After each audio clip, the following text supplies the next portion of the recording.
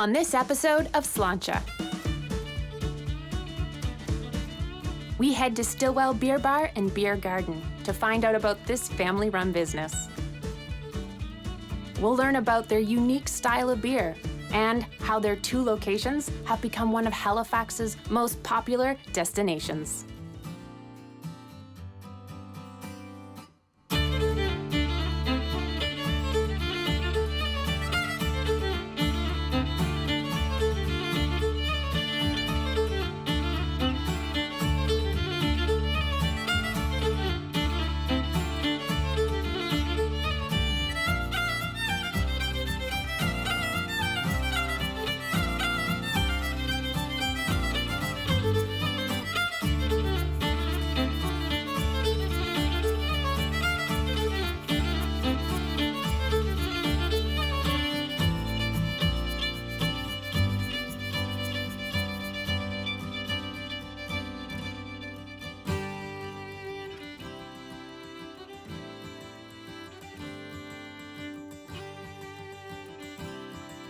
So today we're headed to the heart of downtown Halifax, Nova Scotia. We're actually going to be going to two locations today. Stillwell Bar, which is down on Barrington Street. Then I'm also excited to be going over to their beer garden, which is up on Spring Garden. This location is actually run by my cousins, Chris, Laura, and Kaylee. Recently, my cousin Chris has actually opened up his own brewery. So I'm excited to see what kind of stuff he's got brewing down there in the basement. He's been really interested in some farmhouse ales, which is not something I know a lot about. So this should be pretty exciting.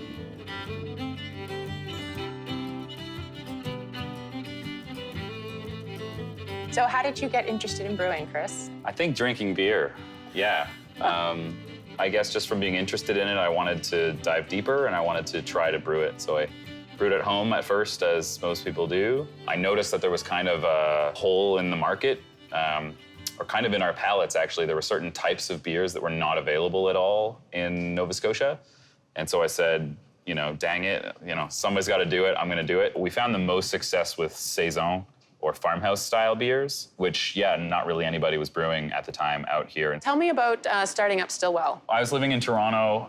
My sister Laura and her partner Andrew were also living in Toronto. I was kind of at a point in my career, I was working as a writer and editor in the magazine world. I was kind of at a point where I was not really enjoying it very much. And so Laura and Andy decided to open a beer bar in Halifax. So they asked me to come out and help for a month.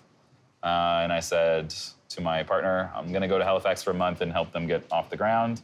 And then, I didn't stop working. With our fourth partner, Richard Fuel, I've run the bar for almost 5 years now. We've been having a lot of fun. It's been great. There was an article a while ago regarding a beer that was found. Yeah. Can you tell me about that? Your experience with that, and what were you thinking? So a diver in Nova Scotia found a 120-year-old bottle of beer at the bottom of I think it was the Northwest Arm underwater. He was kind of on the radio talking about, because he's a glass collector, he collects the bottle. And so he was talking about trying to preserve the cork in the bottle by getting rid of the liquid. And I heard this on the radio, and I was up in Moncton at a beer festival. And I immediately tracked him down on Facebook and said, don't do it, save that liquid. Because it's 120 years old and it may be preserved. There might be yeast in that's still viable and still we could make beer with that yeast. Or I thought we could take that liquid to a lab and analyze kind of the bitterness and the ingredients and see what it was. I think it was a pale ale from 120 years ago from Halifax. We brought it to a lab at Dalhousie, and they worked in conjunction with another lab in Scotland. But to your point, we did taste the beer as well that day, out of curiosity.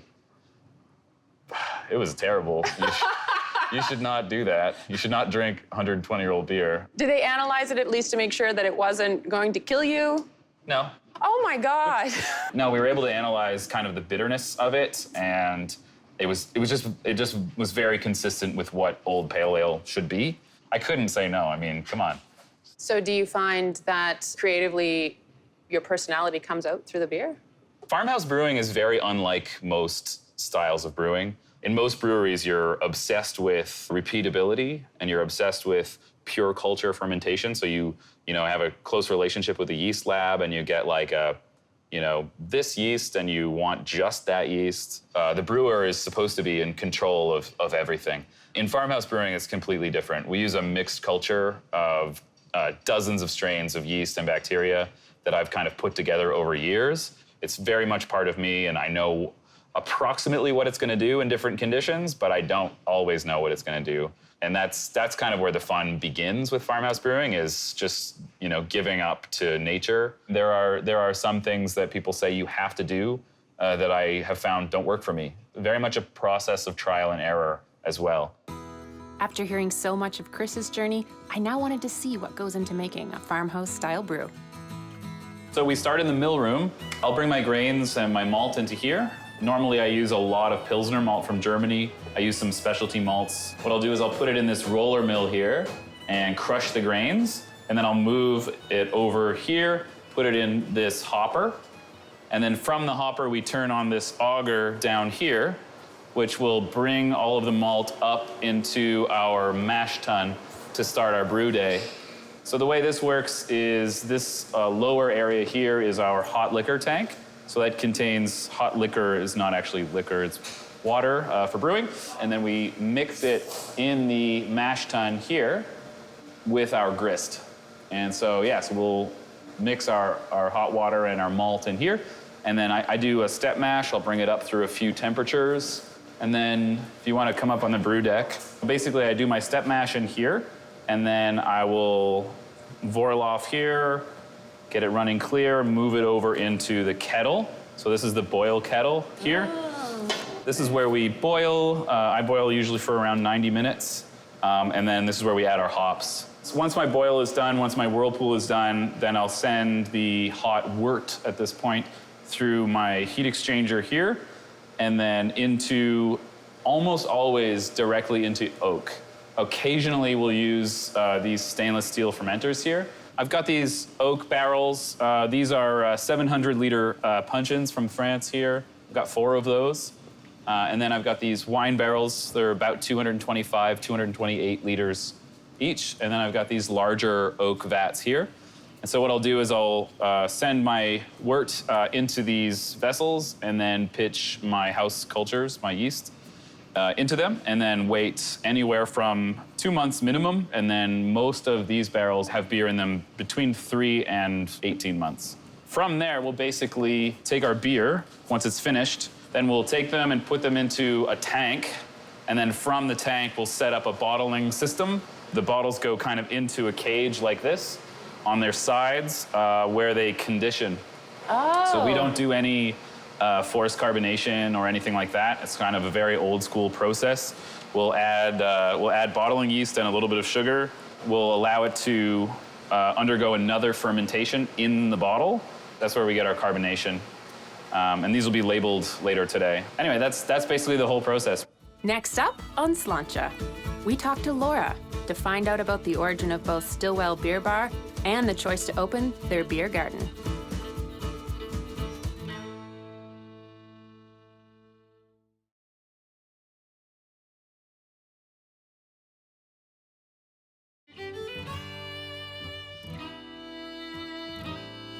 It's conveniently located on my way home from work, and they have many amazing beers that are always changing, and probably some of the best food in town. So it's an easy choice to stop in if I just want to see some friends or do a little reading, a little drinking. Anybody that's not familiar, if they maybe grew up here with me and moved away, this is usually one of the first destinations to bring them back to Stillwell. Or if I have clients, work colleagues, people that I want to entertain, this is a pretty safe choice to make sure everybody has a good time and is well fed and has lots of good drink options.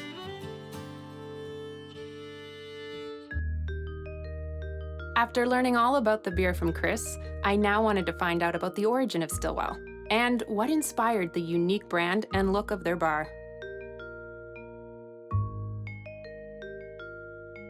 Laura, tell me how you got involved in the craft brewing industry here in Nova Scotia. I think my interest in beer in general kind of started when I went away to London for a year. I kind of graduated university and did what a lot of people do, which is postpone real life. So I went over to London, I got a job in a pub, and I didn't really know it at that time, but that pub was like the epicenter of beer in the UK. Every Thursday we would have staff training, we would learn about the beer. So I went into that knowing nothing and kind of came away with it with an appreciation. And then it kind of just grew from there. So you're able to feature local breweries here as well as exhibit some of your own that Chris is brewing himself. Yeah. That's pretty unusual. That's great, yeah. We didn't start out with the intention of brewing, but Chris really grew a passion for it and started with recipe development. Chris just really thought it was a step that made sense in our kind of growth. The actual product in the bottle is his baby, and I'm proud of him. He's doing a great job. He's my brother, so. And this is your baby, the bar. Yes, exactly. We wanted to make a spot that we would want to go to. We definitely wanted to be the place you looked to for what's new in the local scene and kind of what we're bringing in that can kind of push those boundaries as well. Can you talk to me a bit about how you decided to pick the location, the name? Where did your logo come from? So basically, the bar itself, its original state came to be Andrew and I sitting around an IKEA table in our basement apartment in Toronto with sketchbooks, kind of coming up with schemes, and it snowballed from there. The location was tough. We knew we didn't want something too big. There seemed to be nothing available that was in between. We were finding these enormous, like 4,000 square foot spaces or these tiny 600 square foot spaces, and there was nothing in between. So we found this space because I sent my stepfather and business partner, Richard, to go look at the space next door. And so he was viewing that, decided it was too small, and then was walking by and was like, wait a minute, this space is empty. So we went for it. Stillwell came to be because we spent a lot of time in Brooklyn and a little bit in Manhattan kind of seeing what the beer bars were like. We had this really lovely day where we kind of took a break from that and went down to Coney Island, and we were sitting on the beach with my friend Melissa and just kind of, talking about what we saw for this place in our future. So Stillwell is the name of the subway station at Coney Island. The logo is the parachute jump, which is the retired ride, which is now kind of like the Eiffel Tower of Brooklyn. It's just a beautiful old tower. There's little hints of that sort of stuff around the bar, but it's not too on the nose. The tables are candy apple red, which is a bit of a shout out to that. The stairwell going down the bar looks a lot like a subway station, and there's little nods. Talk to me a little bit about opening the beer garden on Spring Garden, why you guys decided to open it there. We decided to open the beer garden basically because we don't have an outdoor space here. So we had that idea, and how it was going to come to be, we didn't really know. We did a lot of hunting and reaching out to people about large outdoor spaces we would see around town. It's involved literally going around in the car and driving and looking at lots that were for sale. So we originally opened 4 years ago now on the waterfront. We ran it there for one season, and then finding the location on Spring Garden Road was another hitch. We looked at a couple different spaces. It got a little bit hairy and difficult. We didn't know if we were going to be able to open after that year, but then the Spring Garden one did come together, and it's a dreamland. I love it there so much because it's almost like you don't expect it and you kind of discover it. It's like a little secret garden sort of scenario for me. With beer. With beer. I now wanted to know more about the atmosphere of Stillwell, and there wasn't a better way to learn that than from Kaylee, the bar's server and the youngest of the siblings. How long have you been working here at Stillwell? Almost 5 years since the day that Stillwell opened. Stillwell opened 11 days after I turned 19, so it's a little birthday present for my siblings. I couldn't imagine doing anything else, honestly. Working with my family is great, yeah. So you guys don't all hate each other yet? No, it actually makes it easier working with your family because you can be brutally honest and they can't hate you because, family. When people come into Stillwell, what's the kind of experience you're looking for people to have here? I want them to come in and feel immediately welcome and that there's kind of no pretension behind anything. I think when we first opened, beer was like very much associated with like hipster scene, like blah, blah, blah, people with like, you know, plaid shirts and beards and stuff. So like a plaid shirt. But as we've like 5 years down the line, it's kind of gone away from that a lot. And it's very much like a melting pot of people that come in here. We have like, on Fridays, we have these business dudes that are in their 60s, and they come in every Friday, they get their fries, their beer, they have a great time. They're hanging out with like university kids and like young professionals. So you can walk in and there's all types of people. Next up on Sláinte. We've heard the story, now it's time to taste the beer.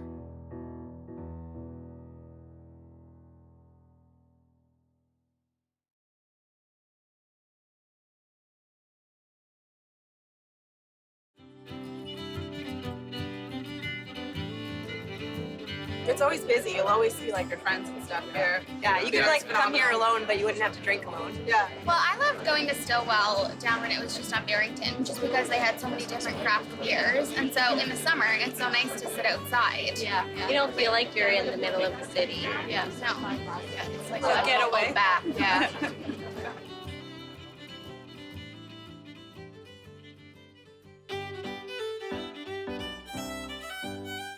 After learning all about Stillwell, there was only one thing left to do: taste the beer.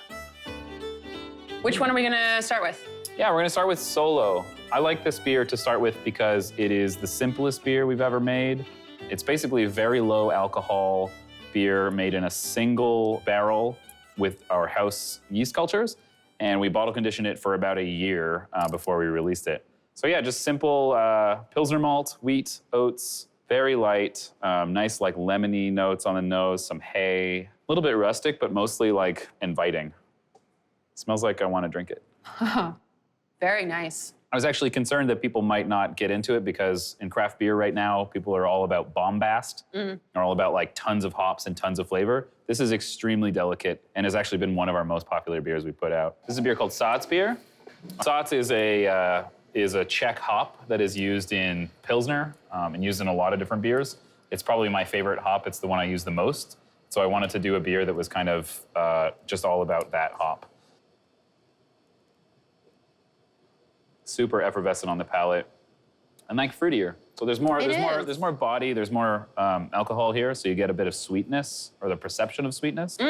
Does taste sweeter. All of our beers are in fact bone dry. 0 sugar is left in them by the time we bottle them. It's almost like there's like butter notes somehow in it, and I don't know where that would come from, because obviously there's no butter. Well, actually, that would come from the Chardonnay barrel that it was aged in. So you get some of that character. Okay. Yeah, so this is another saison that we decided to dry hop with Saphir and Sterling. Dang was, again, like a hoppier saison. I have to ask, where do you get your names and your logos? So the artwork is done by our friend Paul Hammond. We kind of like collaborate on the ideas for them.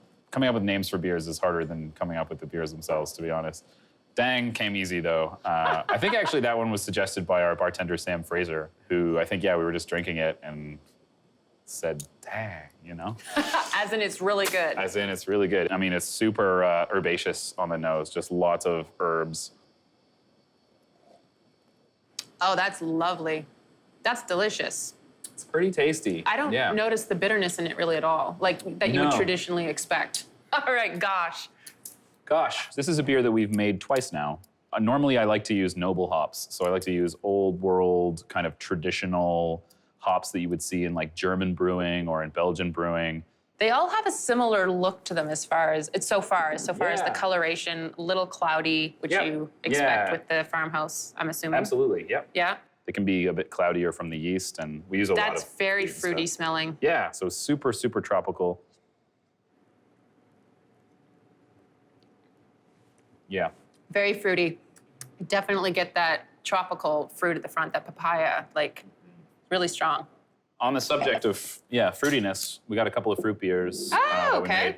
So Disco was kind of an experiment. I'm not really a big fan of raspberry in beers. Okay. But I had a beer that was Belgian beer that was half raspberry, half cherry, And I found that it was really cool because I couldn't really place at any given moment which I was getting, raspberry or cherry. And so I like that kind of interplay. One thing that a lot of people have said about this beer is that it has kind of a savory note, which is interesting. Perhaps makes it pair really well with certain foods.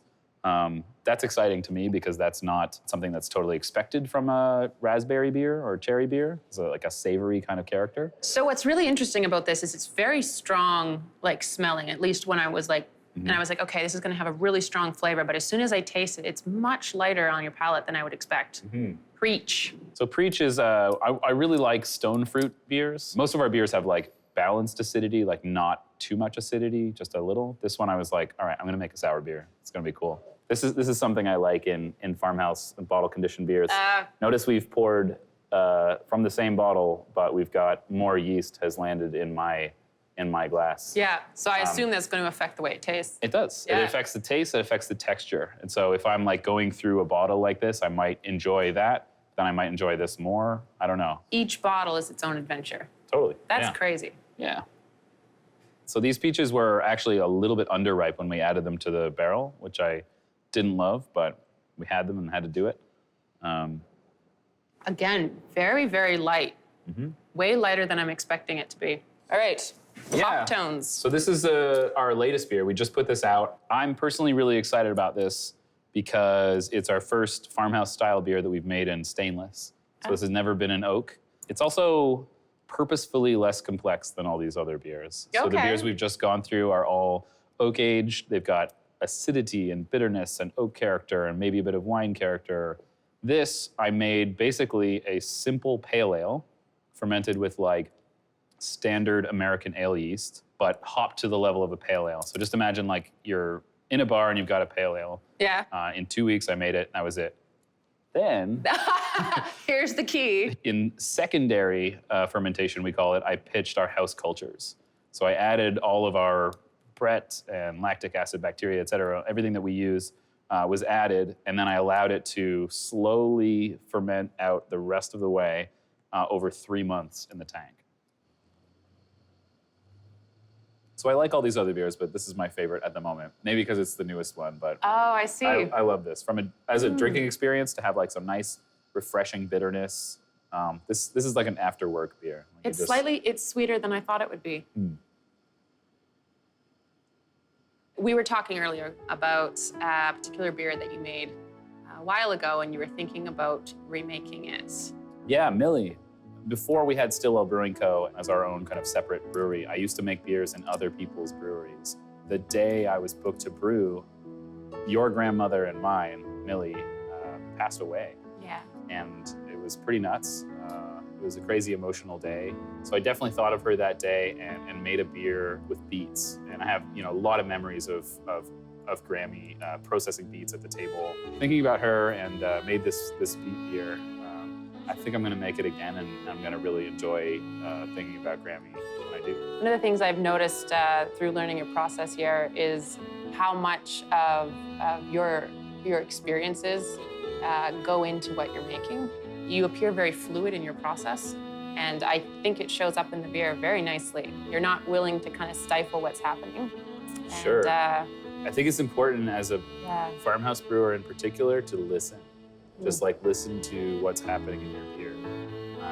That Mosaic dry hop is a perfect example. Like, I wasn't gonna use Mosaic, but then the beer is like, all right, I need this. it's tropical, so lean into it, Yeah. It's good. I like it. Thanks. Having spent the day learning from my cousins, it was wonderful to reminisce with Chris about our grandmother and to be reminded about how much the people we love shape our lives. I'm truly excited to see what's next for Stillwell and to discover what inspires other local breweries, wineries, and distilleries. I can't wait to see what stories and flavors unfold at the next location.